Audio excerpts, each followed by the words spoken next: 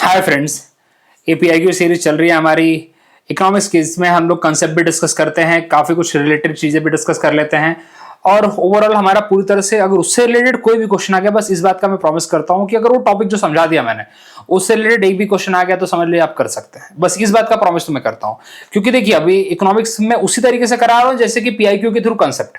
अब पीआईक्यू के थ्रू जितने कंसेप्ट पॉसिबल हो सकते हैं उतना तो मैं टच कर दे रहा हूं। अब जो नहीं आ रहे हैं इसके साथ अब उसको थोड़ा अधूरे तो रह जाते हैं बिल्कुल। तो अब यहाँ पे जितने भी डेवलपमेंट इशू से रिलेटेड हैं वो सारे मैं यहाँ पे चीजों को ले रहा हूँ जहाँ पे रिपीटेशन बहुत ज्यादा होता है। जैसे कि आपको लास्ट वाले वीडियो अगर आपने देखा होगा तो आपको दिखा होगा कि वहां पे अनएम्प्लॉयमेंट के कितने क्वेश्चन आ रखे थे, मल्टी डायमेंशनल पॉवर्टी इंडेक्स के कितने क्वेश्चन आ रखे थे। तो देखिए ये रिपीटेशन होता है। आरआरबी के ऊपर, SHG that is self help group के ऊपर कितने क्वेश्चन आ रखे थे, यहाँ पे भी मिलेंगे। लेकिन यहाँ पे जो टारगेट थोड़ा सा एसडीआई के ऊपर आपको क्वेश्चन ज्यादा मिलेगा। और देखो आपको बहुत बार बोला है मैंने, अगर आप मेरी बातें सुनते हो तो आपको बोला है मैंने कि क्लास 12 की जो ज्योग्राफी है, ह्यूमन ज्योग्राफी, वो यहाँ पे काफी कुछ रिलेवेंट होती है। अभी जो मनरेगा का क्वेश्चन आप देख रहे हो ना, ये एप्लीकेशन बेस्ड क्वेश्चन आपके सामने दिख रहा है। अगर आप बोलोगे कि मनरेगा की लाइन को लिखी ही नहीं है यहाँ पे, आप मनरेगा के कंसेप्ट को समझिए।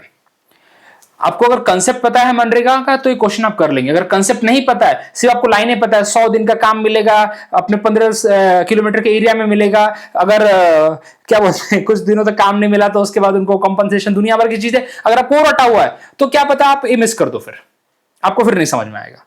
लेकिन अगर आपको ये पता है कि मनरेगा का कंसेप्ट क्या है, then this question is very easy for you. मतलब फिर आपके लिए चवन्नी भर का क्वेश्चन है। चलिए, consider the following statement about the positive result of MNREGA. देखिए मनरेगा लाया क्यों गया था, 2005 के अंदर लाया गया था मनरेगा, और पर्पस था कि गांव के अंदर, सुनिए पर्पस क्या है इसका, कि आपको गांव के अंदर जॉब दी जाए। पहली बात तो ये, जॉब के साथ साथ क्या क्रिएट किया जाए, एसेट क्रिएट किए जाए। एसेट कैसे होगा, जैसे कोई पुलिया बनवा दिया उन लोगों को जो कि अनस्किल्ड है। किसको? अनस्किल्ड। अनस्किल्ड बहुत अच्छा वर्ड है, यहाँ पे बहुत इंपॉर्टेंट वर्ड है, क्योंकि सीडीएस में क्वेश्चन आया था जिसके अंदर उन्होंने पूछा था 100 days promising work, 100 days guarantee work to the skilled labour. Skilled नहीं, अनस्किल्ड। स्किल्ड वाला क्यों काम करेगा तुम्हारे पास आके? तो आपको रजिस्टर करना पड़ता है एज अनस्किल्ड लेबर। आपको पोर्टल पे रजिस्टर करिए और आपको वहां पे आपको कुछ दिनों में अप्रोच किया जाएगा बाय द मनरेगा डिपार्टमेंट, जो भी गांव का होगा आपका अप्रोच करेगा, आपको काम देगा, जो भी होगा। ठीक है, तो ये सब चीजें क्या माइग्रेशन रोकने का पर्पस था? बिल्कुल। ये वाला कंसेप्ट तो मालूम है आपको, ये वाला कंसेप्ट तो हमने एसएसबी के अंदर पढ़ा है कि व्हाट इज मनरेगा। ये सब लेक्चरेट के टॉपिक भी होते हैं बाय द वे। आपको सच बताता हूं, लेक्चरेट के टॉपिक्स ने मेरे को इतना हेल्प किया है सीडीएस का एग्जाम क्लियर करने में, क्योंकि लेक्चर के टॉपिक इतने पढ़ने पड़ते थे। India Pakistan relation, India China relation, India Bangladesh relation, कितने जो करंट अफेयर के क्वेश्चन थे ना, जो अगर रिलेशन से आ गए तो मैं कसम वो छूटेंगे नहीं, इस बात की गारंटी तो हमारी होती थी। मतलब देखिए जो मेरे साथ पढ़ते थे उनकी बात कर रहा हूं मैं यहाँ पे, क्योंकि जो एसएसबी वाला बंदा होता है ना उसको इतने लेक्चर पढ़ने पड़ते हैं। अगर वो सीरियस कैंडिडेट है तो, अगर नल्ला है तो उसकी क्या ही बात करना। तो मनरेगा भी वैसा ही एक टॉपिक था जिसके ऊपर बहुत कुछ पढ़ा था मतलब मैंने। तो ये ऐसे रटा हुआ था, माइग्रेशन रोकने के लिए है, क्योंकि गांव में लोगों को काम मिलेगा तो 2 पैसा एक्स्ट्रा पाने के लिए शहर में तो नहीं जाएंगे। वो गांव वाले लोगों की इतनी अच्छी आदत होती है, they will stay in the village only. मेरे को भी अगर अपने घर के पास में अगर 10,000 का काम मिलेगा और शहर में 15,000 का मिलेगा तो मैं बोलूंगा 10,000 का काम सही है ना, घर पे आके 2 रोटी तोड़ूंगा अपने। सोचिए ना। तो दैट्स वाई माइग्रेशन रोकने का काम है, बिल्कुल सही बात है। Substantial increase in the purchasing power of the rural poor. अब आपको समझना पड़ेगा कि परचेजिंग पावर क्या होती है। अच्छा बताइए, एक बार मुझे मिल रहे हैं 5,000 रुपए एक महीने का, अगले महीने मुझे 10,000 कर दिया, तो मुझे बताइए मेरी परचेजिंग पावर कब बढ़ेगी? जब मेरे हाथ में 10,000 रुपए आएंगे तब, या जब मेरे हाथ में 5,000 है तब? जब मेरे हाथ में 10,000 आएंगे तब। तो जिन लोगों के पास रुपया ही नहीं है, जो लोग अनएम्प्लॉयड हैं, जो अनस्किल्ड हैं, उनको यहां पे अगर मनरेगा काम दे रहा है तो क्या उनको 2-4 रुपए एक्स्ट्रा मिलेगा तो कुछ खरीदेंगे नहीं अपने लिए? गर्मी में एक छोटा सा फैन नहीं खरीद सकते वो लोग? सोच के देखिए। ऐसे तो वो पहले तो गर्मी में मरे जा रहे थे, दोपहर कैसे तो भी पेड़ के नीचे जाके काट रहे थे, अब उन्हें दोपहर के अंदर पंखा खरीद सकते हैं वो। तुम लोग को लग रहा होगा क्या एग्जांपल दे रहे, गांव की स्थिति है बेटा ये। चलिए, तो परचेजिंग पावर उनकी बढ़ेगी, डेफिनेटली उनको पैसा मिलेगा तो बढ़ेगी, माइग्रेशन रुकेगा। क्या उनकी बार्गेनिंग पावर कम होगी? अरे बार्गेनिंग पावर मतलब, देखिए बार्गेनिंग पावर का मतलब उधारी मांगने की पावर नहीं होती है। ये बहुत बहुत अलग कंसेप्ट है बार्गेनिंग पावर का। यहाँ पे बार्गेनिंग पावर का मतलब है कि यहाँ पे क्या बोलते हैं, they can purchase more things. ठीक है, ये बार्गेनिंग पावर मतलब उधारी वाला सबको। देखिए यहाँ पे यही लगा होगा, इसलिए बहुतों ने यहाँ पे तीनों करेक्ट किया होगा, मैं गारंटी देता हूं मैं। जबकि बार्गेनिंग पावर यहाँ पे उधारी मांगने वाली पावर से रिलेटेड नहीं है, समझ रहे आप देखिए, आप दुकानदार के पास जाके क्या करते हैं, बार्गेन करते हैं। यहाँ पे इस कंसेप्ट को दिमाग में रखिए। आपकी बार्गेनिंग पावर बढ़ाएगा। अगर आपके पास पैसा होगा तो आप 10 दुकानों में जाके बार्गेन करोगे, कम पैसा होगा तो एक दो दुकान से निपट जाओगे। तो जैसे बोलते हैं ना कि मेरे पास ज्यादा पैसा है, मैं ज्यादा चीजें अफोर्ड कर सकता हूं, बिकॉज यू कैन बार्गेन मोर। आप ज्यादा चीजों के लिए जा सकते हो, खरीद सकते हो, परचेसिंग पावर भी ज्यादा होगी, बार्गेनिंग पावर भी ज्यादा होगी आपकी, ठीक है। तो that's why it will increase the bargaining power, not reduce the bargaining power. पहली बात, लोगों को लगा अगर उधारी मांगने की पावर तो कम हो जाएगी। हाँ बिल्कुल सही है, अरे नहीं भैया, ये रिडक्शन नहीं होगा, इंक्रीज होगा बार्गेनिंग पावर उनकी, ठीक है। समझ में आया की बात? अच्छा मुझे बताओ, अगर बार्गेन करता भी कौन है? मुझे बताओ बार्गेन करता भी कौन है? जिसके हाथ में पैसा होता है, जिसके हाथ बैकअप होता है, वही बार्गेन करता है, ठीक है। बार्गेन बाकी कोई दूसरा नहीं करता है। चलिए, सो इट विल इंक्रीज। ये इकोनॉमिक्स के थोड़े टर्म होते हैं। एक आपको इकोनॉमिक्स का टर्म बताता हूं, आप लोग अगर थोड़ा मेहनत करोगे तो पता करना। What is called lipstick effect? ऐसे चेक करना, what is called lipstick effect, check करो जरा आपको मन करे तो चेक करना। लिपस्टिक इफेक्ट किससे रिलेटेड है? एक बार मेरा पढ़ के दिमाग खराब हो गया था, लिपस्टिक इफेक्ट, अल्लाह हद है भाई चलिए, ऐसे क्वेश्चन जब आते हैं ना इकोनॉमिक्स के, स्वान इफेक्ट, लिपस्टिक इफेक्ट, अरे दिमाग खराब हो जाता है, मतलब कि इसका क्या ही लेन देन। चलिए, तो यहाँ पे ऐसे टर्म्स थोड़े, लिपस्टिक इफेक्ट सारा चेक करके कमेंट करना। It is related with inflation, inflation के साथ रिलेटेड है। अब आपको अभी समझा नहीं रहा हूं मैं, बस आपको दे रहा हूं, इन्फ्लेशन का टॉपिक पढ़ाऊंगा तो उसमें बता दूंगा लिपस्टिक इफेक्ट क्या होता है। चलिए, तो आप लोग लेकिन सर्च करिएगा अपने लेवल पे। अगर वीडियो देखना देखते हैं आप लोग, मेरे को फॉलो करते हैं, विश्वास रखते हैं, तो करिएगा। तो 1 and 3 यहाँ पे राइट आंसर होगा, बाकी यहाँ पे second is not the correct option. तो देखिए क्या था, ये पूरा कंसेप्ट के ऊपर क्वेश्चन था। ऐसे क्वेश्चन अगर जो पीसीएस बनाता है तो लिटरली उनको सैल्यूट है फिर। और यूपी पीसीएस के क्वेश्चन अच्छे होते हैं, सच बताऊं, यूपी पीसीएस के क्वेश्चन बहुत अच्छे होते हैं। अगर आप सीडीएस के लिए यूपी पीसीएस के क्वेश्चन भी करके चलेगे ना, लिख के ले लो, आप क्लियर कर लोगे एग्जाम। इतना अच्छा पेपर लोग बनाते हैं, इस बात की तो भाई मतलब है, दाद देनी पड़ेगी। बिहार पीसेस वाले थर्ड क्वालिटी का पेपर बनाते हैं, चिंदी लेवल। अगर तुमको लगे कि बिहार पीसेस का पेपर देखना है ना, तो सबसे रद्दी से उठाना और देख लेना, जब तुमको नींद आ रही हो तब उसको कर लेना, कॉन्फिडेंस बूस्ट हो जाएगा। ऐसा पेपर है वो, क्या बनाते भगवान जाने। चलिए, और ऊपर से धाधली और करते नालायक, सॉरी कॉन्स्टिट्यूशनल बॉडी है, सॉरी, नहीं तो फालतू में मेरे ऊपर कुछ चार्जेस लगा देंगे भाई, भरोसा नहीं उनके अगेंस्ट, बहुत करप्ट लोग बैठे उधर। The concept of vicious cycle of poverty is related to, किससे रिलेटेड है भैया? ये भाई नुक्से ने दिया था भाई। वीसीएस साइकिल ऑफ पॉवर्टी क्या होती है बताइए? अभी देखिए, क्या हमको देखने को मिलता, जो गरीब है वो पुअर का पुअर ही रहता। क्यों रीजन है भैया, क्या रीजन है? क्यों? देखिए, पुअर है क्योंकि उसके पास सेविंग कम है, करेक्ट। सेविंग नहीं है तो इन्वेस्टमेंट कहां करेगा? इन्वेस्टमेंट नहीं करेगा, जितना है उतने में खाएगा पिएगा, काम चलाएगा, अगले दिन सेम स्टोरी उसकी चलती रहेगी। और ओके, और उधारी पे जिंदगी चलती रहेगी, कभी पैसे आएंगे तो उधारी चुकाते में निकल जाएगा। तो जब सेविंग नहीं होगी तो इन्वेस्टमेंट नहीं होगा, इन्वेस्टमेंट नहीं होगा तो पैसा कैसे जनरेट करेगा? क्योंकि आपने कभी सुना है कि बिना इन्वेस्टमेंट के पैसा जनरेट होता है? आप लोग भी बैंक में पैसा जमा करके रखते हैं तो इट इज ऑल्सो इन्वेस्टमेंट ना। अगर जेब में पैसा है तो जेब में पैसा सिर्फ जेब को गर्म कर रहा है, जेब को बढ़ा नहीं रहा है, समझ रहे हैं आप?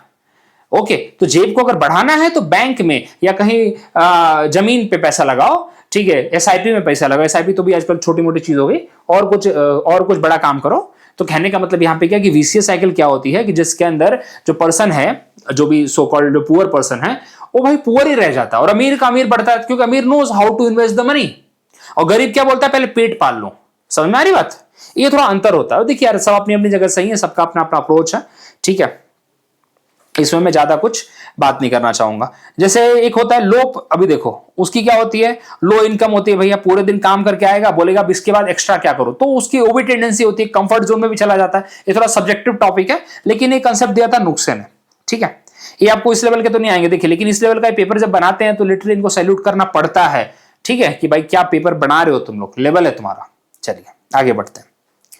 Which of the following method is not used by NSSO? पहली बात, NSSO जो ऑर्गेनाइजेशन है वो यहाँ पे अनएम्प्लॉयमेंट का डेटा कलेक्ट करती है। ये क्वेश्चन पूछा हुआ है कि अनएम्प्लॉयमेंट का जो डेटा होता है वो कलेक्ट कौन करता है? वो कलेक्ट करता है NSSO। आपको बता दूं मैं, NSSO और CSO ये दोनों को कंबाइन करके एक ऑर्गेनाइजेशन बनाई गई है, NSO।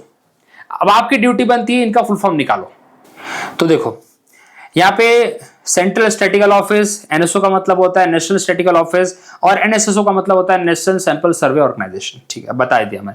तो वो यहाँ पे डेटा कलेक्ट करते हैं फॉर द अनएम्प्लॉयमेंट से रिलेटेड। अब यहाँ पे बात करते हैं कि भाई किस टाइप का डेटा वो पब्लिश नहीं करते, किस टाइप का डेटा वो नहीं देते हैं आपको, ठीक है।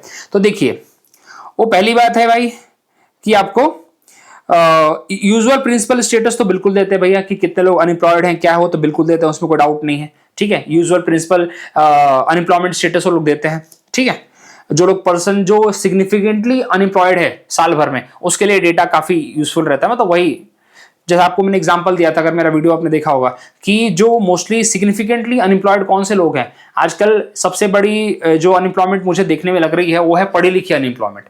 पढ़ लिख के हम प्रिपरेशन कर रहे हैं, मानता हूं तुम प्रिपरेशन करिए, मैं इस बात को बिल्कुल डिनाई नहीं कर रहा हूं, मैंने भी प्रिपरेशन की है।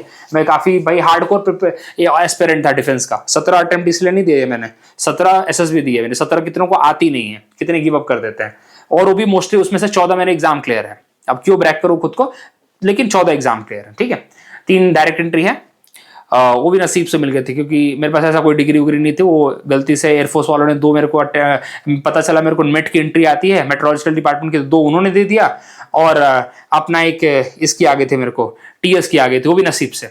ठीक है, तो अदरवाइज मेरे को कोई ऐसी कोई एंट्री नहीं है। तो यहाँ पे बताता हूं मैं कि do your work. Do your work मतलब खुद का पढ़ाई करते करते अपनी ट्यूशन पढ़ाओ, खुद की क्लासेस चालू करो, खुद के इनकम का सोर्स निकालो। कभी माँ बाप के भरोसे मत रहो, इतना बस गारंटी, इतना चीज बोलना चाहूंगा। चलिए, तो यहां पे देखिए, मंथली स्टेटस नहीं देते, ये वीकली देते हैं, डेली देते हैं, लेकिन मंथली स्टेटस इनका नहीं आता। ठीक है, चलिए यहां पे ये बात को आप क्लिक करिए, मतलब टिक करिएगा। ठीक है, चलो, improvement in which among the following will make India rank high in the SDI in UNDP. अब पहली बात, यहां से क्या आपको एक क्वेश्चन बनता हुआ दिख रहा है? मेरे को तो एक बनता हुआ दिख रहा है। एसडीआई जो रिपोर्ट होती है वो देता कौन है? वो देता है भाई यूएनडीपी। ठीक है, ये भी क्वेश्चन डायरेक्टली आपको देखने को मिलता है। अच्छा, आपको पता होना चाहिए कि यूएनडीपी का जो फैक्टर्स है, क्या क्या फैक्टर्स यहां पे हैं। चलिए, आपको पता होना चाहिए। अब पहली बात, कौन कौन से फैक्टर्स भाई अगर इंडिया इंप्रूव करता है, then India will be more in the like, और ऊपर जाएगा। कितना चीज है भैया? देखिए, क्रेडिट टू द फार्मर ऐसी कोई बात होती नहीं है वहां पे। एसडीआई के अंदर आपने फार्मर्स को कितना क्रेडिट दिया है, ऐसी कोई बात नहीं है। सेफ ड्रिंकिंग वाटर का जो कंसेप्ट है ना, वो आपको मल्टी डायमेंशनल पॉवर्टी इंडेक्स के अंदर देखने को मिलेगा। ड्रिंकिंग वाटर होना चाहिए, आपको फ्यूल चाहिए, आपको सैनिटेशन चाहिए, आपको घर चाहिए, दैट इज कॉल्ड, आपको क्या बोलते हैं, हाउस चाहिए, आपको आपकी सेविंग्स होनी चाहिए। ये सब मल्टी डायमेंशनल पॉवर्टी इंडेक्स का कंसेप्ट है। ठीक है, यहां पे एसडीआई की जब बात करते हैं तो यहां पे बात आती है कि कितने बच्चे स्कूल गए हैं, कितने बच्चे स्कूल, मतलब यहां पे बच्चे, ईयर ऑफ स्कूलिंग कितनी है बच्चों की। ठीक है, या फिर कितने एडल्ट आपके लिटरेट हैं, इसके बारे में बात होती है।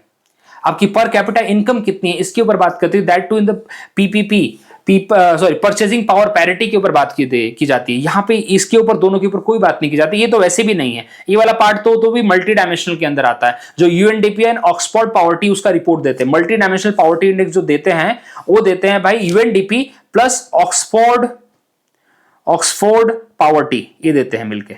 चलिए, तो यहाँ पे 3 और 4 इज द राइट आंसर। सिर्फ उन्होंने घुमा के क्वेश्चन पूछा था, बस ये पूछना चाहते थे कि कौन कौन से यहाँ पे फैक्टर्स होते हैं जिसके बेसिस पे एसडीआई रिपोर्ट पब्लिश होता है। ये कहने का मतलब था क्वेश्चन का, और कुछ नहीं था।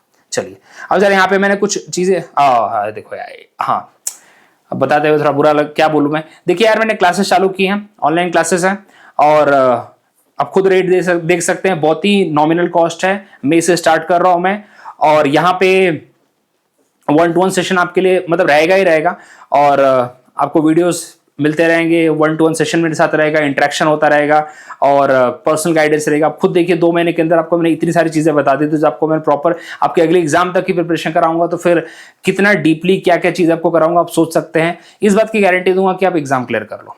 जो सब्जेक्ट आपको मैं पढ़ाऊंगा, जैसे सीडीएस एनडीए के अंदर इंग्लिश और जीएस है, यहाँ पे मैथ वाला पार्ट यहाँ पे एक्सक्लूडेड है, और सीएपीएफ का पेपर 1 है, और पीपीएससी और यूपीपीसीएस में प्रीलिम्स है यहाँ पे, जो कि पार्ट है। ठीक है, तो ये चीजें मैंने शुरू की है, अभी मई से इसका स्टार्ट कर रहा हूं मैं। चलिए, और इसका गूगल फॉर्म रजिस्ट्रेशन भी ऑलरेडी चालू कर रखा है। रजिस्ट्रेशन फी 99 रुपये है, जो आपके उसमें ऐड हो जाएगी। आपको सिर्फ रजिस्ट्रेशन करना है, आपकी सीट बुक करनी है, और मई से क्लासेस स्टार्ट हो रही है। ठीक है, आपको पर्सनल गाइडेंस दी जाएगी, आप खुद समझ सकते हैं। काफी अप्रोचेबल हूं आप लोगों के लिए मैं। जब मेरे से बच्चे पूछते हैं तो I am always ready to give the answer. So जब मेरे साथ खुद जुड़ेंगे तो आपको कितनी प्रायोरिटी दूंगा आप समझ सकते हैं। चलिए, आगे बढ़ते हैं। बाकी मेरे कॉन्टैक्ट डिटेल्स आपके पास है, आप मेरे को कभी भी अप्रोच करिए, नो डाउट। रात के 2-3 बजे तक जगा रहता हूँ, कोई प्रॉब्लम नहीं, आप अप्रोच कर सकते हैं। बस सुबह थोड़ा देर से करना, क्योंकि सुबह उठता थोड़ा देर से हूं मैं। चलिए, अब यहाँ पे बात करते हैं एसडीआई रिपोर्ट की। आपको एसडीआई रिपोर्ट जो देता है, पहली बात यूएनडीपी देता है। अब यहाँ पे क्वेश्चन आता है कि देखिए एक और क्वेश्चन आता है कि एसडीआई की रैंकिंग हम 0 से 1 में करते हैं, ठीक है, 0 मतलब लोएस्ट, 1 मतलब हाईएस्ट, सिंपल सी बात है। अब यहाँ पे क्या क्या चीजें होती है, देखिए बहुत आपको क्लियर कट वही लाइनें मिलेंगी। द एडल्ट लिटरेसी रेट, अब बोलोगे ये मैंने सोर्स लिया कहां से, ये मैंने लिया है क्लास 12th की एनसीईआरटी ह्यूमन ज्योग्राफी, वहां से लिया है मैंने, ठीक है, चैप्टर नंबर 4, जिसके और भी चीजें आपको मिलेंगी। पूरा मैंने कंसेप्ट यहीं पे पढ़ा देना एसडीआई का, ऑलरेडी पढ़ा रखा है मैंने, लेकिन अब क्या करूं, आदत से मजबूर, क्वेश्चन आते हैं तो बताना पड़ता है। ओके, अब देखिए यहाँ पे किस किसके फोकस है, एडल्ट लिटरेसी रेट, कितने लोग आपके पढ़े हैं। अब क्वेश्चन देखिए यहाँ पे, देखिए एडल्ट गेटिंग लिटरेट, समझ में आ रहा है आपको, एडल्ट लिटरेसी रेट, इसकी बात हो रही है यहाँ पे, ठीक है। चलिए रेट करिए यहाँ पे, ग्रॉस एनरोलमेंट रेशियो, मतलब कितने बच्चों ने भाई एनरोल किया है, कितने स्कूल जा रहे हैं, ठीक है, कितनों को नॉलेज मिले। तो कहने का मतलब एजुकेशन सेक्टर की यहाँ पे बात हो रही है, पहली बात, ठीक है। वही बात है कितने पढ़ लिख ले पा रहे, कितने लिटरेट है, यही बात यहाँ पे की जा रही है। अगली बात जो लिख रहा, अच्छा एक और बात, जो लोग हमारे 7 साल के हैं, एक और चीज, जो लोग हमारे 7 साल के हैं और पढ़ना लिखना जानते हैं, they are called as a literate. ये हमारे यहाँ पे बात बोली गई है अंडर द 2011 के सेंसस में, ये बात भी याद रखो, ये पूछा हुआ क्वेश्चन है। देखिए उसके बाद यहाँ पे भैया आपके रिसोर्सेस कितने हैं, आपकी परचेजिंग पावर कितनी है, ठीक है, आपकी परचेजिंग पावर मतलब आप कितना खरीद पाते हैं। तो यहाँ पे ये चीजें यहाँ पे मैटर करती हैं, और इन सबको यहाँ पे 1/3 का वेटेज दिया हुआ है, इसके ऊपर ह्यूमन डेवलपमेंट डिसाइड होता है। अगर यहाँ पे ह्यूमन डेवलपमेंट आप मैच नहीं करते हैं तो भाई डेफिनेटली यहाँ पे आपको वो सब चीजों का रिसोर्सेस का एक्सेस नहीं है, तो आप यहाँ पे कौन से इंडेक्स में लाई करेंगे, आप पॉवर्टी इंडेक्स में भी लाई कर सकते हैं। तो आपको क्वेश्चन पूछा था कि पॉवर्टी इंडेक्स कौन देता है, तो यूएनडीपी ही देता है, और ह्यूमन डेवलपमेंट इंडेक्स कौन देता है, यूएनडीपी ही देता है, मल्टी डायमेंशनल पॉवर्टी इंडेक्स कौन देता है, यूएनडीपी ही देता है। अब कितने बताऊं मैं, चलिए अब अगली चीज यहाँ पे, इसके ऊपर 100 बार क्वेश्चन उन्होंने पूछा, 100 बार उन्होंने क्वेश्चन पूछा है कि यहाँ पे वेलफेयर अप्रोच किसका कंसेप्ट है, बेसिक नीड अप्रोच किसने दिया है, कैपेबिलिटी अप्रोच किसने दिया। तुम अगर मेरे साथ आखिरी तक बने रहो, अगर तीनों क्वेश्चन तुमको नहीं बता दिया ना, तो मेरा नाम पलट देना, मेरा नाम, कुछ सजेशन दे देना मुझे। तुम्हारे अपने कौन सा पेपर है, सीडीएस में भी आया है।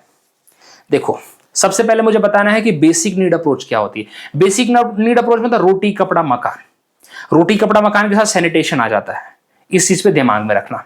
कौन दिया, आईएलओ दिया। कितने बेसिक मेरे नीड है, 6 बेसिक नीड है। क्या है भैया, पहले तो दिमाग में रखना भाई, रोटी फूड मतलब रोटी हो गया, ठीक है, अपना सैनिटेशन बोला था ना, हाउसिंग मकान आ गया, पानी भी देते, रोटी के साथ पानी भी दे देते लोग, ठीक है, एजुकेशन और हेल्थ, ये 6 यहाँ पे बेसिक नीड है। किसने दिया, आईएलओ ने, एग्जाम में पूछा हुआ है।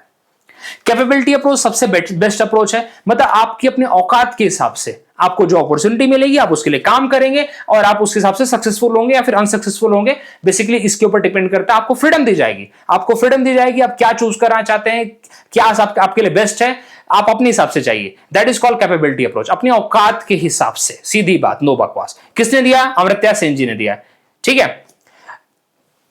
वैसे अमर्त्य सेन जी को नोबेल प्राइज इसलिए मिला था क्योंकि एसडीआई कैलकुलेट करने के लिए उन्होंने जो मेथड दिया था उसके ऊपर।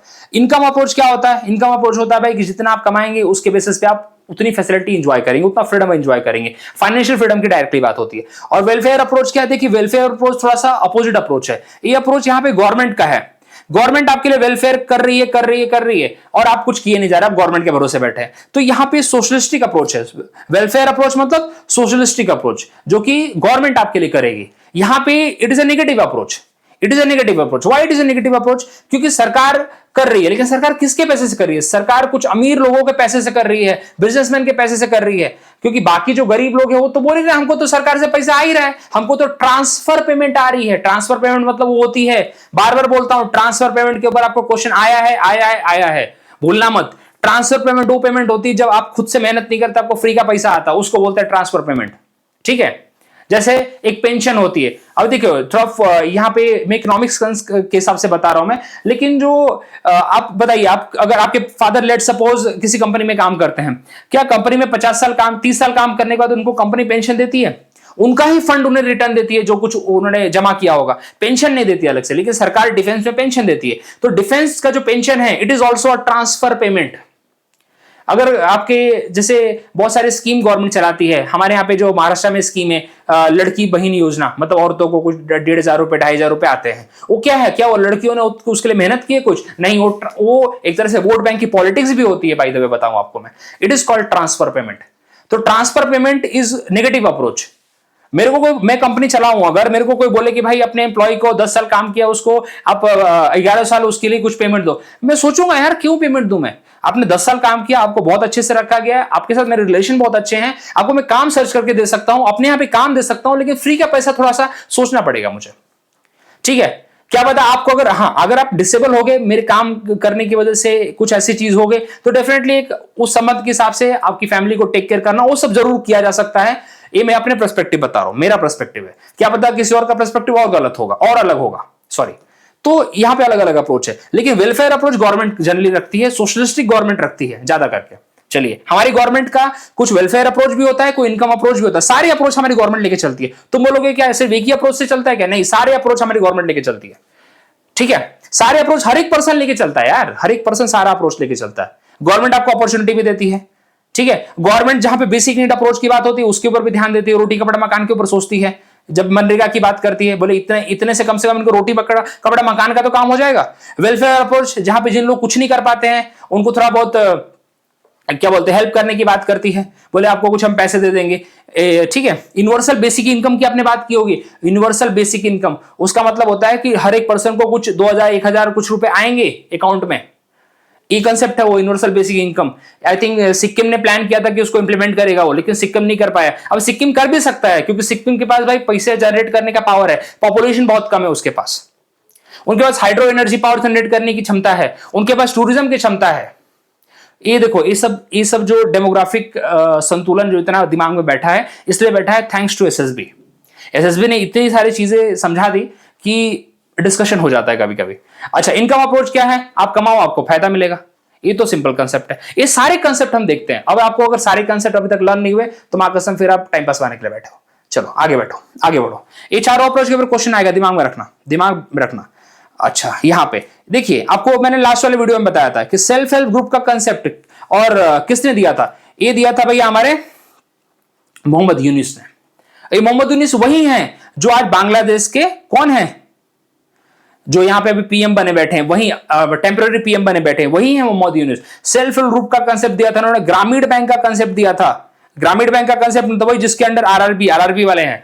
क्या मतलब है इसका कि जो गांव वाले लोग हैं उनको कितना पैसा चाहिए? उनको तो यार 50,000 20,000 30,000, इससे ज्यादा, मतलब अगर अपने खेती बाड़ी के लिए चाहिए तो इससे ज्यादा नहीं चाहिए। तो कहने का मतलब है कि उनको बड़े बड़े क्या बोलते हैं प्रोजेक्ट के लिए थोड़े पैसा चाहिए, उनको छोटे छोटे कामों के लिए पैसा चाहिए। तो उनको आप माइक्रो फाइनेंसिंग करिए। क्या करिए? Micro financing. तो माइक्रो फाइनेंसिंग का कंसेप्ट इस पर्सन ने दिया। आज पता नहीं क्यों बांग्लादेश में अटका पड़ा है, क्या बोलूं, अभी थोड़ा सा हो जाता है कभी कभी, but this is the concept. इनके लिए इसको मालूम है क्या मिला? इनको नोबेल मिला है भाई, समझे आप?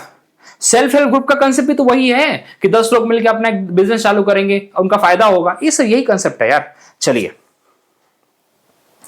Which of the following associated with the professor Amartya Sen? बताइए, बेसिक नीड अप्रोच किसने दिया? आईएलओ ने दिया है। कैपेबिलिटी अप्रोच ये अमर्त्य सेन का है। इनकम अप्रोच बता दिया है। वेलफेयर अप्रोच, ये चारों अप्रोच के एनसीईआरटी में नहीं है। एनसीईआरटी में बीपीएससी भी एनसीईआरटी ही फॉलो करती है भैया। जो लोग बीपीएससी की तैयारी करते हैं ना, उनको सीधा बोलता हूं, तुम भाई हर एक एनसीईआरटी पढ़ के जाओ, उसके बाहर अगर कुछ आ गया तो मेरा नाम बदल दियो। मैं सीधा बोलता हूं, इस लेवल पे बातें बोलता हूं। तुम्हारे 150 क्वेश्चन होते हैं ना, 140 तुम्हारे आते हैं जीएस के, उसमें से तुम्हारे ना लिटरली 125 क्वेश्चन एनसीईआरटी फुलफिल कर देती है। और पीआईक्यू तो है ही तुम्हारे जिंदाबाद। और बाकी तुम्हारा बीपीएससी का जो 10-12 क्वेश्चन रिपीट कर देते हैं वो तो फिर अलग ही। और 70 बीपीएससी की बात मत करना, वो तो नल्ला पेपर था, वो नल्ला पेपर था तुम्हारा। चलिए, अब यहां पे बात करते हैं अगेन सीएपीएफ पे आ गए हम लोग। यहां पे broadly both birth rate and death rate are low. अच्छा बताइए, क्या आपने ट्रांजिशन थ्योरी पढ़ी है? क्लास 12th की ह्यूमन ज्योग्राफी की ट्रांजिशन थ्योरी है, जिसके अंदर भाई बर्थ रेट डेथ रेट पहले स्टेज में हाई रहती है, सेकंड स्टेज में बर्थ रेट बढ़ती है, डेथ रेट थोड़ी सी कम होती है, लेकिन डेथ रेट फिर भी हाई रहती है। थर्ड में आके बर्थ रेट और बढ़ती है, डेथ रेट थोड़ी कम होती है। फोर्थ में आने के बाद दोनों कम होने लगती है। फिफ्थ में तो फिर नेग्लिजिबल, दोनों बराबर के स्टेज में आ जाते हैं, मतलब दोनों ही कम हो जाते हैं, कहने का मतलब ये है। तो जापान जैसे इस टाइम पे फोर्थ और फिफ्थ में आ चुका है, चाइना इस टाइम पे फोर्थ में आ रहा है, इंडिया में भी थर्ड से फोर्थ में जा रहा है। ये सब स्टेजेस आपको पढ़ा रखा है। देखिए यार इतना टाइम नहीं दे पाऊंगा इसके लिए मैं, but it's humble request, please एक बार मेरा ह्यूमन ज्योग्राफी के लेक्चर्स मैंने करा रखे हैं, आप पहले चैप्टर से लेके आखिरी चैप्टर तक प्लीज देखिए, ठीक है। तो देखिए कौन सा कंसेप्ट है भैया, कौन सा मॉडल है, कौन सा डेमोग्राफिक ट्रांजिशन मॉडल है, ये देखिए। अभी देखिए यहाँ पे क्या पूछा था, दोनों रो रहेगा, तो दोनों यहाँ पे लास्ट वाले पे रहेंगे। तो तीन स्टेज यहाँ पे थे, चौथा स्टेज होता है जिसके अंदर दोनों यहाँ पे लो रहेंगे। और एक कहां पे होता है, ये होता है हमारे डेवलप्ड कंट्री के अंदर, डेवलप्ड कंट्री के अंदर होता है, ठीक है। क्योंकि डेवलप्ड कंट्री को पता है वहां पे डेथ रेट क्यों कम होगा, क्योंकि वहां की हेल्थ फैसिलिटी अच्छी हो गई है। बर्थ रेट क्यों कम होगा, क्योंकि इतना हाई स्टैंडर्ड ऑफ लिविंग है कि भाई अपना बच्चा पैदा करके उनको संभाल नहीं सकते। आप क्या बोलते हैं, मेट्रोपॉलिटन सिटी में चले जाइए, आपकी औकात नहीं है कि आप 2 से ज्यादा बच्चे पैदा कर लो, 2 तो ज्यादा बोलते हैं, 1 कर लो बस, ठीक है। अब तुम तो पढ़ रहे हो इस टाइम पे, तुम्हारे क्या पता कोई नोन में होंगे तो पूछना उन लोगों से, ठीक है। ये सच्चाई बता रहा हूं आपको मैं, this is the reality, okay. चलिए इसको प्लीज थोड़ा सा, इसको एक्सप्लेन नहीं कर सकता यार, क्योंकि लिटरली मेरे पास और 50 क्वेश्चन लिए हैं मैंने, इसको करने जाऊंगा तो बहुत लंबा चला जाएगा। बट देखिए स्टार्टिंग में, अच्छा इंडिया क्यों भाई अभी भी स्टेज में है, क्योंकि इंडिया में भी थोड़ा एक्सपेंडिंग स्टेज में चल रहा है, इंडिया में भी थोड़ा सा डेवलपिंग स्टेज में चल रहा है, जहां पे डेथ रेट थोड़ा सा भी ब्राइटली हाई है एज कम्पेयर टू, मतलब डेथ रेट थोड़ा सा है, मतलब क्या बोलते हैं, हाई चल रहा है अभी भी, लेकिन बर्थ रेट तो अभी भी पीक पे ही है, सही बात हो तो। क्योंकि अभी भी गांव में अच्छे खासे लोग बच्चे पैदा कर रहे हैं, अभी भी उनको हम दो हमारे दो का कंसेप्ट नहीं पता। उनका मानना है जितने ज्यादा उतने अच्छे रहेंगे, समझे आप, ये कंसेप्ट है वहां पे। और जितने भी देखिए यहाँ पे कुछ कंट्रीज के नाम देखिए, बांग्लादेश हो गया, रेन फॉरेस्ट ट्राइब हो गया, ये अभी भी आपके फर्स्ट स्टेज में। देखिए पुराना है, 2003-4 का कंसेप्ट, 2005-6 में किताब छपी होगी, तब से इन्होंने दिया है। किताबें लोग सिर्फ अपडेट करने के नाम पे सिर्फ अपडेटेड इन 2024-25 लिखते हैं, अपडेट कुछ भी नहीं करते हैं, वही उनका डेटा रहता है। लेकिन बांग्लादेश में भी निकल के थोड़ा सा एक्सपेंडिंग में आ चुका है, ठीक है। बट अब हमारे यूपीएससी तो यहीं से बनाती है। इन्होंने यहां से क्वेश्चन बनाया था आईएएस का, बताऊं आपको क्या बनाया था। उन्होंने बताया था कि कौन सी कंट्रीज में हमारा हमें देखने को मिलेगा कि बर्थ रेट और डेथ रेट दोनों कम होंगे। वो मिलेगी आपको डेवलप्ड कंट्रीज में, जैसे इटली हो गई, एग्जाम में इटली दिया था वैसे उन्होंने, इटली हो गई, यूएसए हो गया, जापान हो गया, ऑस्ट्रेलिया हो गया, ठीक है, न्यूजीलैंड हो गया। इन कंट्री में आपको देखने को मिलेगा डेथ रेट भी कम है, बर्थ रेट भी कम है। रीजन बता दिया आपको मैंने। चलिए आगे बढ़ते हैं। चलिए, on the basis of the unemployment condition the economics is divided into। पहली बात, ये जो एम्प्लॉयमेंट के बेस पे जब डिवीजन होता है ना, तो क्लास 10th में दे रखा है। एम्प्लॉयमेंट के बेस पे डिवीजन मालूम है कौन सा सेक्टर में होता है, ऑर्गेनाइज्ड और अनऑर्गेनाइज्ड, ठीक है। प्राइवेट और पब्लिक होता है ओनरशिप के ऊपर, ठीक है। सीजनल और डिस्गाइज सेक्टर जो है ना, ये अनएम्प्लॉयमेंट के सेक्टर है दोनों, आपको पता होगा। चलिए, और ये होता है हमारा रिसोर्सेज के ऊपर। चलिए, प्राइमरी सेक्टर और टर्शियरी इसके ऊपर होता है। अब बात करते हैं the wide spread death due to the starvation, मतलब भाई भूखमरी। स्टारवेशन मतलब भूखमरी को हम क्या कहते हैं, हम इसको कहते हैं फमाइन कहते हैं इसको, फमाइन, ठीक है। चलिए आगे बढ़ते हैं। इसमें ज्यादा मेहनत नहीं है यार, इसको मैं कैसे समझाऊं, बताओ ना अभी। अच्छा, which of the following, SDI, UNDP क्या देता है, एसडीआई देता है, बताओ, तुम बताओ यहां पे कौन सा नहीं होगा, क्या कौन सा नहीं होगा ना, क्या बोला इन्होंने। क्वेश्चन तो पढ़ लू यार, मजाक पे ध्यान भी नहीं दे रहा हूं क्वेश्चन पे। One of the following educational development, अच्छा कौन सा एजुकेशनल डेवलपमेंट इंडिकेटर इस टाइम यूज कर रहे हो लोग, इस टाइम कौन सा यूज कर रहे हो लोग। हमने क्या पढ़ा था भैया, हमने हेल्थ में क्या पढ़ा था, हमने हेल्थ में पढ़ा था, लिख लो तुम लोगों को नहीं याद होगा तो, हेल्थ में लिखा था कितनी लाइफ एक्सपेक्टेंसी है, कितनी लाइफ एक्सपेक्टेंसी है एट बर्थ, बचपन में पैदा हुआ तो कितने बच्चे जिंदा रह रहे हैं, उसकी बात हो रही है, ठीक है। दूसरा बोल रहे हैं एजुकेशन में, एजुकेशन में कौन सा स्टैंडर्ड है भैया, हमारा स्टैंडर्ड है कि भाई कितने एक्सपेक्टेड ईयर ऑफ स्कूलिंग है तुम्हारी, एक्सपेक्टेड ईयर ऑफ स्कूलिंग कितनी है तुम्हारी, plus mean year of schooling. Mean year of schooling मतलब कितने साल तुमने भाई काम की, स्कूल में तुमने अटेंडेंस किया रहे हो तुम, that is called the mean year of schooling, यहां पे तुम्हारा चलेगा, ठीक है। और तीसरा तुम्हारा क्या है, इनकम। इनकम में तुम्हारा क्या है भाई, तुम्हारी पर कैपिटा इनकम कितनी है, परचेजिंग पावर तुम्हारा कितना है, ठीक है, इसके ऊपर है। चलिए, तो ये लोग मेथड इस टाइम पे सी वाला यूज कर रहे हैं। Unemployment problem lead to the poverty because, अच्छा अरे बताओ भाई, तुम्हारे आप खुद बताओ, अनएम्प्लॉयमेंट से पॉवर्टी नहीं होगा तो क्या होगा, क्या लगता है आपको, क्या भाई। अच्छा, below poverty line people living below poverty line increases, there is a rapid increase. अरे क्या बोलते हैं लोग, कभी कभी नहीं लोग मजाक कर देते हैं क्वेश्चन का, मतलब इसका इनडायरेक्ट मीनिंग अगर निकालने जाऊंगा ना तो तुम हंसोगे, चलो तुम समझदार हो। इन्फ्लेशन, देखिए जो पर्सन अनएम्प्लॉयड है उसको पॉवर्टी की कंडीशन क्यों होती है, क्योंकि देखिए सेम कंसेप्ट है, वीसीएस साइकिल का कंसेप्ट है, यहाँ पे वीसीएस साइकिल का कंसेप्ट है क्योंकि जो पर्सन पॉवर्टी लाइन के अंदर है वो काम नहीं करेगा तो उसके पैसे बचेंगे क्या, इन्वेस्टमेंट तो उसकी है नहीं, सेविंग तो उसकी है नहीं, तो वीसीएस साइकिल कंटिन्यू होगी ना। तो पीपल, वो जो वीसीएस साइकिल की बात हो रहा है जो ऑलरेडी हमने डिस्कस कर लिया उसकी बात यहाँ पे कर रहा है। ठीक है, ये तो हटा दो, ये भी हटा दो, ये भी हटा दो।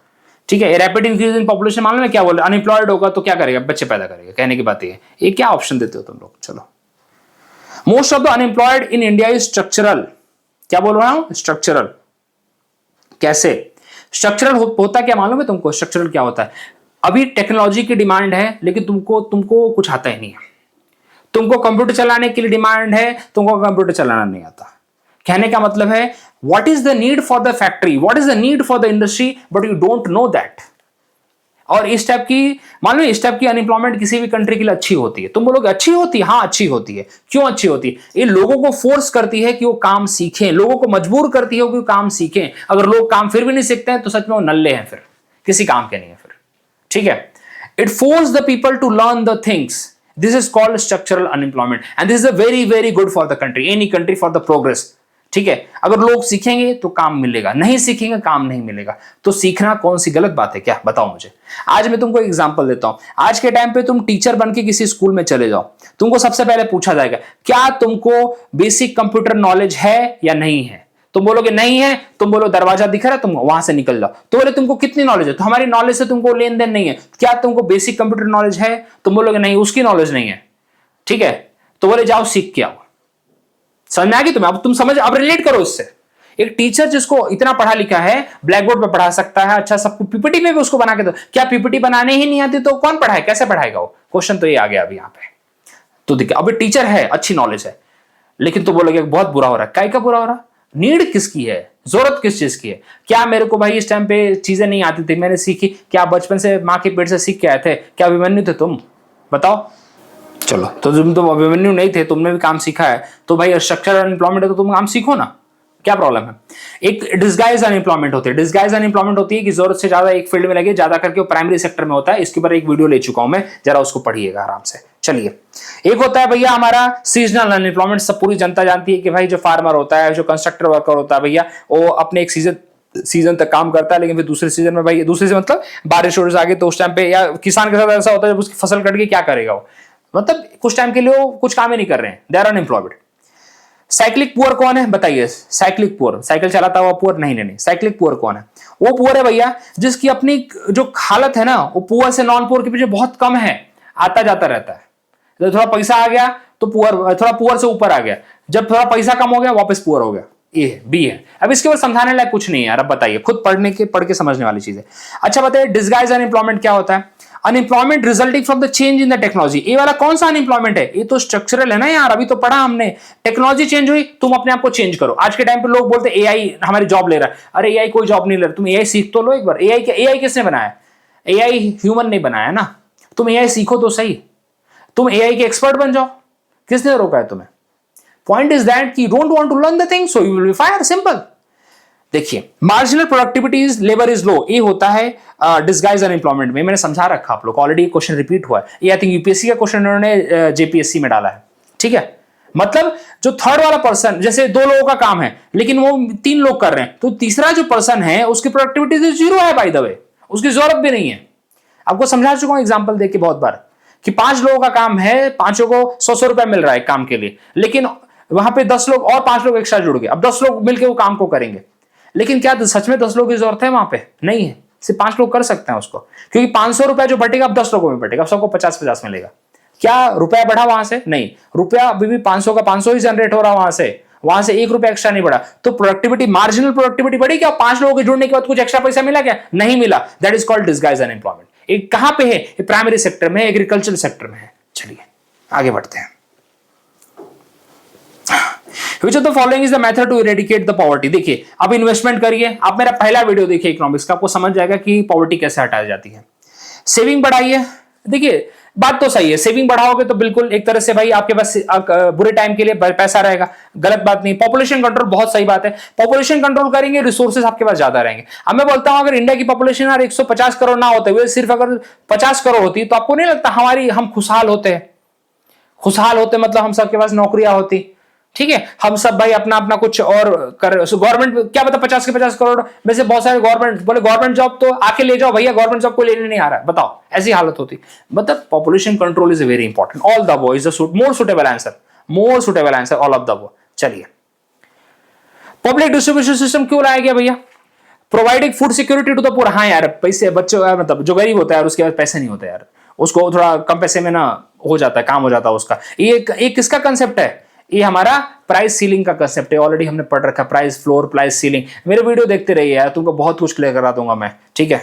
बस इतना बोलना चाहूंगा। मैं वन गो में नहीं लेता हूं, क्योंकि क्या है कि वन गो में मेरा मानना है कि उतना कंसंट्रेशन बहुत लोगों का रहता नहीं है, और वन गो में बोर हो जाते हैं। मैं तो बोर हो जाता हूं, अगर 6-6 घंटे के वीडियो डालने लगूंगा ना तो मैं खुद बोर हो जाऊंगा, बोलूंगा हटाओ यार इतना कौन पढ़ रहा है, ठीक है। लेकिन पता नहीं आजकल के बच्चों को लगता है कम टाइम में हमको सब सिखा दो। अरे नहीं होता यार, पढ़ाने में टाइम लगता है, पढ़ने वाली चीज जल्दीबाजी में नहीं होती, इट्स टेक टाइम।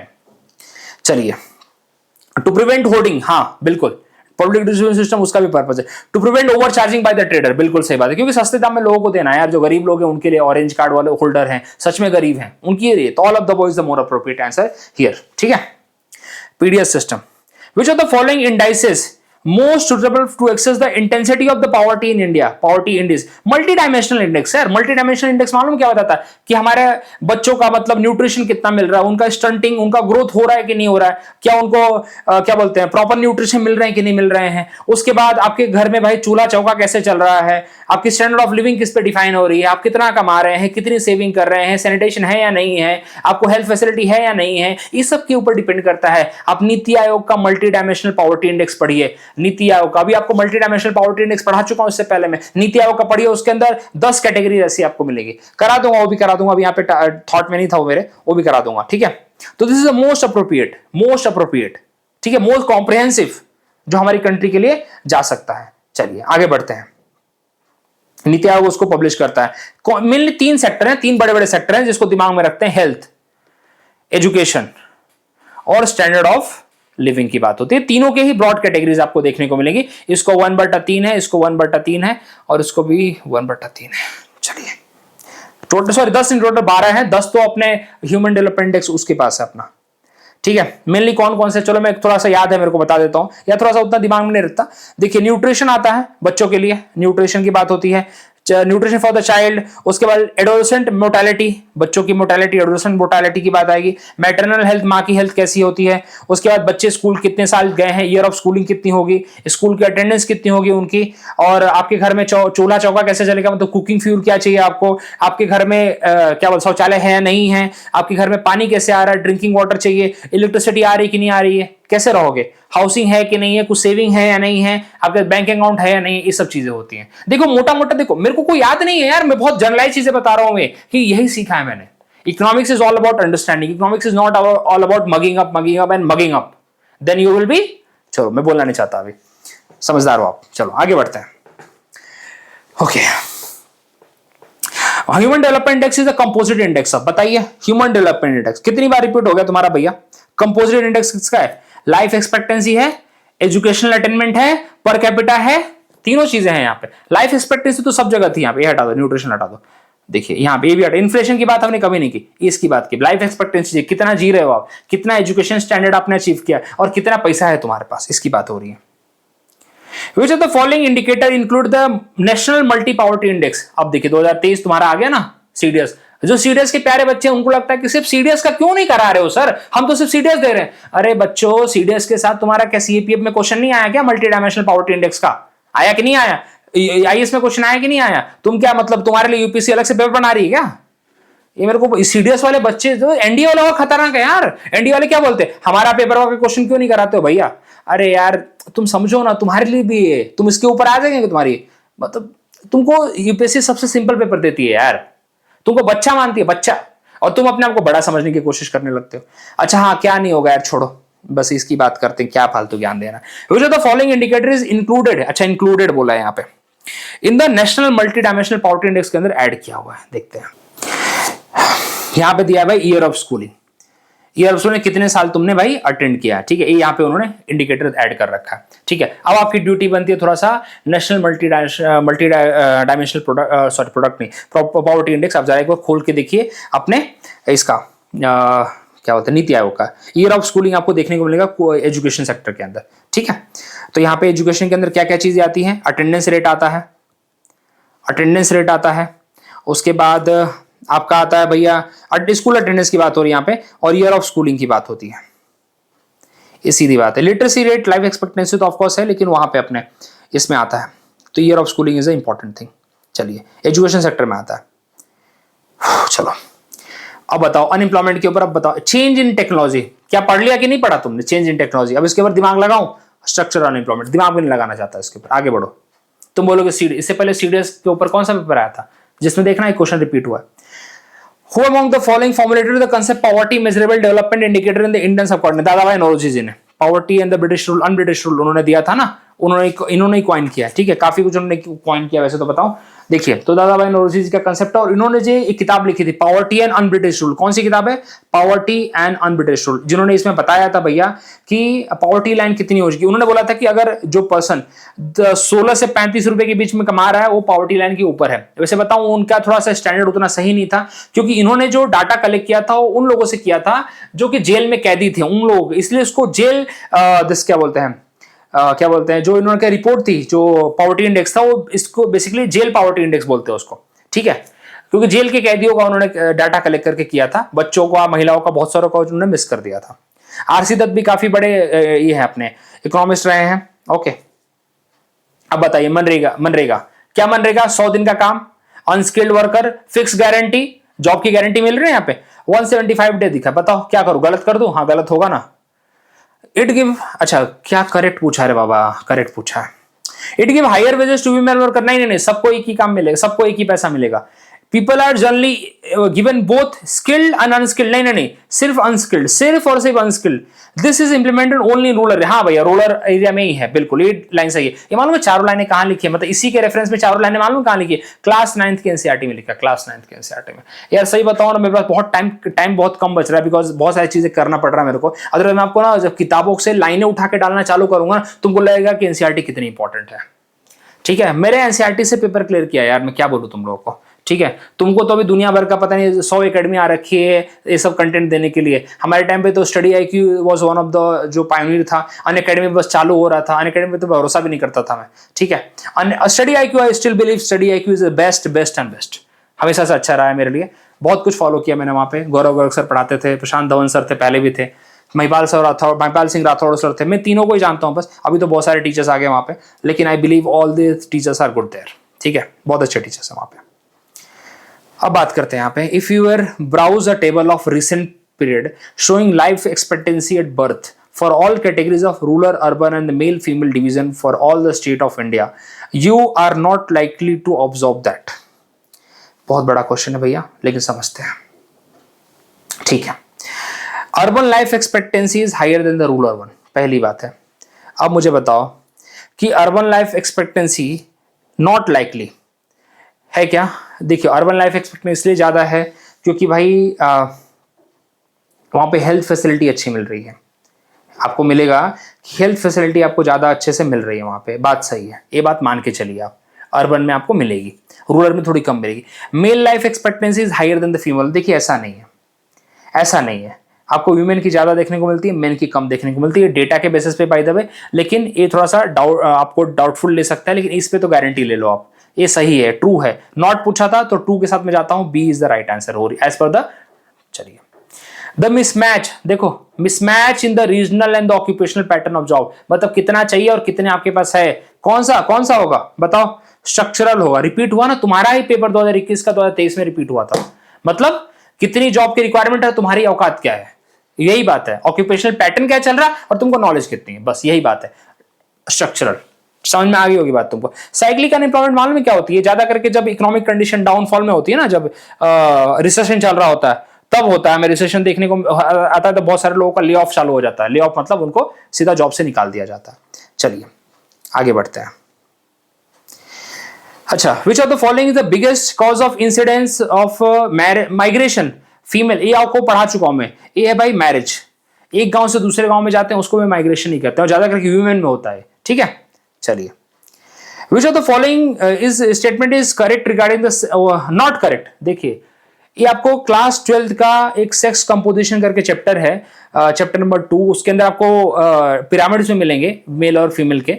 उसके अंदर एक टॉपिक है मतलब कि कैसे यहाँ पे मतलब डेवलप्ड कंट्री में कैसे सेक्स रेशियो हाई होता है और अनडेवलप्ड कंट्री में कैसे लो होता है। तो बताओ, सबसे आपको यहाँ पे दिया है एशिया के अंदर हाई सेक्स रेशियो नहीं मान सकता मैं, क्योंकि एशिया के अंदर हाई सेक्स रेशियो हो ही नहीं सकता। एशिया के अंदर कंट्री कौन सी आती है मालूम है? पाकिस्तान आती है, बांग्लादेश आती है, इंडिया आता है, उसके बाद सऊदी अरेबिया आता है, जो कई आप समझ सकते हो भाई।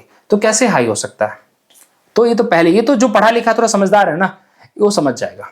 ये स्टेटमेंट यहाँ पे नॉट करेक्ट होगी, बाकी तो छोड़ ही दो। तो ये था भाई। अब आपको सही बताऊं, इसके बाद मुझे नहीं लगता है कि कुछ आपको कुछ क्वेश्चन बचता है। यहाँ पे 2-3 चीज और लिख लो, बता देना चाहता हूं मैं, क्योंकि नीचे के क्वेश्चन है, मैं झूठ नहीं बोलना चाहूंगा। एक अच्छा क्वेश्चन ह्यूमन डेवलपमेंट का कंसेप्ट क्वेश्चन दिया, महबूब ने दिया, और भी क्वेश्चन है यहाँ पे, लेकिन मेरा ऐसा बोलना है डेमोग्राफिक डिविडेंड ऑलरेडी पढ़ा चुका हूं आप लोगों में। डेमोग्राफिक डिविडेंड क्या होता है? जिसके अंदर हम चाहते हैं कि जो वर्किंग पॉपुलेशन है उसको हम स्किल डेवलपमेंट करें, वो अच्छा से काम करे, वो इकोनॉमिक ग्रोथ करे, उसको बोलते हैं डेमोग्राफिक डिविडेंड। अभी पिछले वाले वीडियो में पढ़ा रखा है, जो मैंने अपना डेवलपमेंट वाले इश्यूज लिए ना, उसके अंदर पढ़ा रखा है। तो first is the right answer here, सोचने की जरूरत नहीं है। एसडीआई अगेन देखिए, ह्यूमन डेवलपमेंट इंडेक्स, क्या बताइए क्या नहीं हो सकता भैया? एक्सेस ऑफ बैंकिंग, बैंकिंग की बात की क्या हमने एसडीआई के अंदर? हमने हेल्दी लाइफ की बात की, हमने नॉलेज की बात की, हमने स्टैंडर्ड ऑफ लिविंग की बात की, क्या हमने बैंकिंग फैसिलिटी की बात की? नहीं की। बैंकिंग फैसिलिटी की बात आपको multi dimensional poverty index bye maintain by the NITI Aayog, उसके अंदर मिलेगा, बाकी कहीं और नहीं मिलेगा। चलिए पढ़ाई देता हूं, छोड़ो। गिनी कोएफिशिएंट ऑलरेडी पढ़ा रखा है, मेरा एक वीडियो है। किसके ऊपर बात करता है? इनकम इनइक्वालिटी की बात करता है। इनकम इनइक्वालिटी अगर 0 है तो equally distribution of the income हो रहा है, अगर 1 है तो हाई लेवल की इनइक्वालिटी है, हाई लेवल की है, चरम सीमा पे है। ये लॉरेंस कर्व पढ़ा रखा आप लोगों को मैंने, थोड़ा देखिए यार। ये तो भाई मिल्टन फ्रीडमैन ने दिया था। अब क्वेश्चन में दम नहीं है। अमर्त्य सेन का कौन सा अप्रोच है भैया बताओ? His contributed to the welfare, वैसे इनका वेलफेयर इकोनॉमिक्स के लिए कॉन्ट्रीब्यूशन, लेकिन इनका अप्रोच है कैपेबिलिटी अप्रोच। इनका वेलफेयर इकोनॉमिक्स के अगेन वही दे रखा आपकी, तुम्हारी जो इकोनॉमिक्स की किताब है ना 12th क्लास की, उसमें दे रखा है इनके बारे में।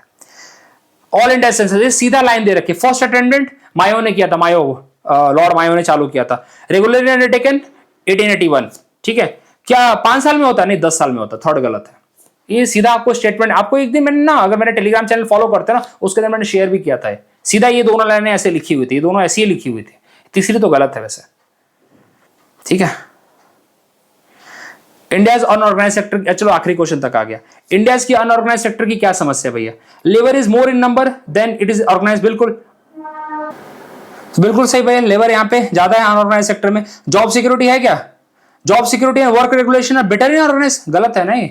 जॉब सिक्योरिटी कहाँ है अनऑर्गेनाइज? ये कहाँ का टॉपिक है? क्लास 10th में, और ऑर्गेनाइज एंड अनऑर्गेनाइज टॉपिक है ना, उसको दे रखा है। They are usually not organise into trade और यूनियन। दे आर, देखिए यार ऐसा तो नहीं है, तो गलत है। ट्रेड यूनियन में है बिल्कुल लोग, ठीक है। वर्कर्स आर यूजुअली, अच्छा सॉरी सब नहीं है ना, जो कंपनी वाले वो रहते हैं, सब नहीं है। बिल्कुल सही लाइन है, सही लाइन है, सॉरी। क्यों, कहाँ फूड वेंडर कहाँ है भाई? अपना ऑटो वाले कहाँ है ऑर्गेनाइज उतनी तरीके से? अपना सबका यूनियन थोड़ी है।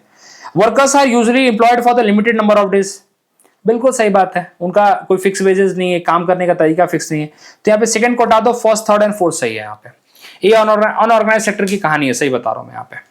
ये आपको क्लास 10th में मिल जाएगा पढ़ने के लिए।